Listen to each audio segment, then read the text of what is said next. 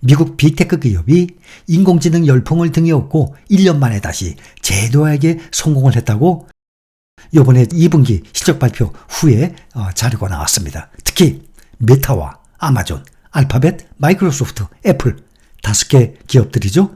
여기에 매그니센트 7 그러면 엔비디아, 테슬라까지 포함이죠. 올해 2분기에 시장 전망치를 뛰어넘는 실적을 올린 것으로 나타났어요. 엔비디아만 아직 실적 발표 안 했죠. 이달 23일 날 실적 발표를 엔비디아는 합니다.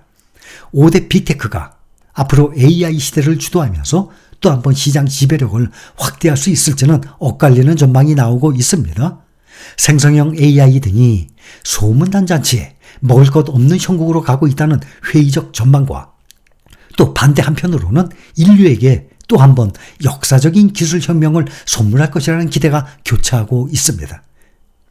뉴욕타임스는 빅테크가 올 2분기의 호실적에 따른 풍부한 자금력으로 AI에 대한 투자를 대폭 확대할 것이고 새로운 붐이 조성될 수 있다라고 보도까지 했었습니다. 5대 빅테크는 지난 1년 전에 깊은 침체의 늪에 빠졌습니다. 상당히 많이 작년에 2022년도에 상당히 많이 주가가 하락을 했었죠. 구글, 알파벳의 구글의 순이익이 많이 감소했었고 페이스북 모기업 메타는 끝모를 추락을 또 했었고 아마존은 지난 20년 사이에 가장 낮은 성장률을 기록을 했었습니다. 특히 아마존과 메타는 작년에 주가가 넷플릭스와 함께 큰 하락의 폭을 아주 하락폭이 심했었습니다. 그러나 올해 2분기에 메타와 아마존, 구글 등이 예상 밖 호실적을 냈습니다. 메타와 아마존은 6분기 만에 두 자릿수 성장을 기록했어요. 구글도 7% 성장 성적을 올렸습니다. 메타는 메타버스에 대한 막대한 투자가 이렇다 할 성과를 내지 못해서 지난해 2분기 이후 줄곧 내리막길을 걸어왔었습니다. 메타는 올해 2분기에는 1년 전보다 11% 늘어난 매출과 16% 증가한 순이익을 기록했어요. 메타가 두 자릿수 성장을 기록한 것은 2021년 4분기 이후 6분기 만입니다. 6분기 1년 6개월이죠. 아마존도 지난해 1분기에 이어서 2분기에도 연속 영업 손실을 냈습니다.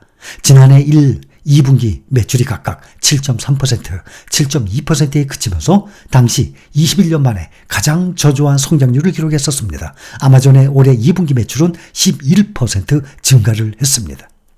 구글도 경기 침체 우려 등에 따른 이 광고 수입 감소로 고전을 했었어요. 2분기 매출은 1년 전보다 7% 증가했습니다. 마이크로소프트도 지난해 같은 기간보다 매출이 8% 증가했고 순이익은 20%나 늘었습니다. 5대 빅테크주들의 이 총수입은 지난 10여 년 사이에 매년 16%씩 늘었고 연간 평균 순이익 증가율도 13%에 이르렀습니다. 그렇지만 이들 기업들이 향후 10년 동안에도 이런 성장세를 앞으로도 유지할 수 있을지는 불확실하다는 게 월가의 대체적인 평가예요. 5대 빅테크는 최근 10여 년 사이에 빅 히트작을 내지 못했습니다. 그러다가 근래 챗GPT 등장을 계기로 AI 붐이 불자 이들 기업들이 앞다퉈서 AI 시장 선점 경쟁을 좀 하고 있습니다. 하지만 빅테크가 생성형 AI에 대한 투자 수익을 올리기까지 앞으로 몇 년은 더 걸릴 것이라고 뉴욕타임스가 지적을 했습니다. 빅테크주들은 당장 올해 3분기 실적에 대한 상반된 전망치를 제시하고 있습니다. 아마존은 3분기 매출을 1380억에서 1430억 달러로 추정하고 9에서 13% 성장을 예상을 하고 있습니다.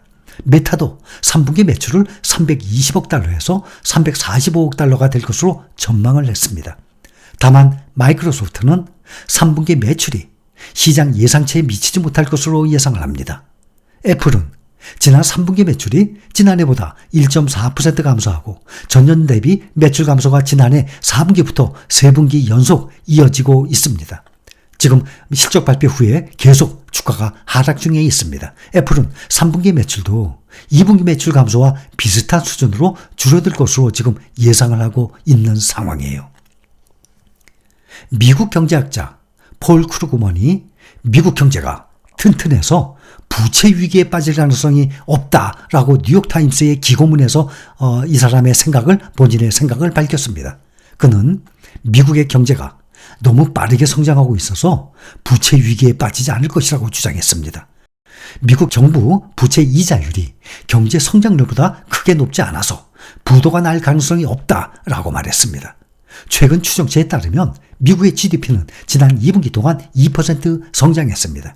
그는 미국이 가까운 시일 내 심지어 다음 10년에서 앞으로 20년 사이에도 부채 위기에 직면할 가능성이 거의 없다라고까지 말합니다. 심지어 최고 경제학자는 일부 연구에서 미국의 부채 수준이 전혀 중요하지 않을 수 있다는 진단을 내리고 있다고 말합니다. 뉴욕타임스 기고문에 따르면 크루그먼은 피치가 최근 미국 부채에 대한 신용등급을 강등해 시장을 자극하고 주시장을 불안하게 몰았다라고 지적까지 했습니다. 크루그먼은 국가부채 잔액이 올해 32조 달러를 넘었지만 일부 연구에 따르면 미국의 부채 수준은 전혀 문제가 되지 않는다고 말했습니다. 역사적으로 부채 위기는 드물고 종말론자들이 경고한 것처럼 경제적 재앙으로 이어지지도 않았다라고 강조합니다. 이 크루그먼의 견해는 워런 버핏이나 테슬라의 CEO 일론 머스크의 견해와 비슷합니다. 두 사람은 미국이 세계에서 여전히 가장 강한 국가고 번영을 하고 있는 나라고 미국이 불확실한 경제 상태로 빠진다면 지구상 어느 나라가 안전하다고 할 수 있는지에 대해 되물었습니다. 크루그먼의 견해는 지난 1년간 금리가 빠르게 상승을 하면서 빚 문제가 발생할 것이라고 경고를 해온 월가의 약세론자들과는 상반된 의견을 보이고 있는 것입니다. 어제 미국의 파이낸셜 타임스의 이 모닝스타 자료에 의해 보면 미국의 주식 투자자들이 뮤추얼 펀드, 상장지수 펀드 ETF의 이 수수료를 꼼꼼하게 따지면서 투자 상품을 선택한 것으로 나타났습니다. 비용을 줄여서 조금이라도 실질 수익을 늘리기 위해서 투자자들이 수수료가 저렴한 ETF 등을 골라서 투자했다는 분석입니다. 미국의 뮤추얼 펀드 ETF를 합쳐서 수수료가 가장 저렴한 상품 20%에는 3,940억 달러의 신규 자금이 들어왔지만 나머지 80% 펀드에서는 반대로 7,340억 달러가 순유출됐다고 보도했습니다. 이 같은 자금 유출액은 역대 최대입니다. 직전 최대였던 2018년도 그때 4,310억 달러, 그때를 크게 웃도른 것입니다. 특히 비용이 가장 저렴한 상위 5% 펀드는 작년 5,190억 달러를 끌어모으면서 두드러진 자금 유입세를 보였습니다. 이들 펀드는 지수를 추정하는 ETF가 거의 대다수였습니다. 어떤 건지 알고들 계시죠? 지수를 추정하는 거, S&P 500, 나스닥 100, 필라델피아 반도체, 이렇게 지수를 추정하는 이 ETF, 이거를 얘기를 하는 것입니다. 이 지수를 추정하는 ETF의 대표적인 종목들이 S&P 500의 SPY, IVV, VOO, 이러한 종목들을 보면 0.03에서 0.09% 아닙니까? 또 나스닥 100 추정하는 QQ는 좀 높죠? 0.2%. 미국의 이 직접 원화로 말고 미국의 직접 달러로 투자하는 이 종목들 말씀드리는 겁니다. 필라델피아 반도체 지수를 추정하는 SOXX 0.35%, SMH도 0.35% 정도 나옵니다. 상대적으로 높은 보수를 떼는 뮤추얼 펀드의 성과가 저조하니까 투자자들이 수수료가 싸면서 상대적으로 수익률이 양호한 직접 투자하는 ETF로 몰렸다는, 지수를 따라가는 ETF로 몰렸다는 분석이에요. 전에도 말씀을 드렸었죠. 국내 투자자들은 연 보수도 중요하게 보고 있지만 특히 시가총액, 규모가 얼마나 큰 ETF인지 시가총액을 더 중요하게 보는 경향이 있고, 미국의 투자자들은 또 원래 세계 1등 시장이기 때문에 시가총액 그렇게 중요하게 보는 것보다도 대부분 규모들이 다 큰 ETF거든요. 연 보수율을 중요시하는 경향이 있다고 말씀을 드렸었습니다. 그것은 우리나라 시장은 세계적으로 보면 워낙 작은 시장이기 때문에 그 시가총액이 작은 그러한 ETF보다는 시가총액이 큰 ETF에 투자를 해야 아무래도 안심을 할 것 아닙니까? 그래서 연 보수도 중요하지만 시가총액을 좀 더 중요하게 보는 경향이 있습니다.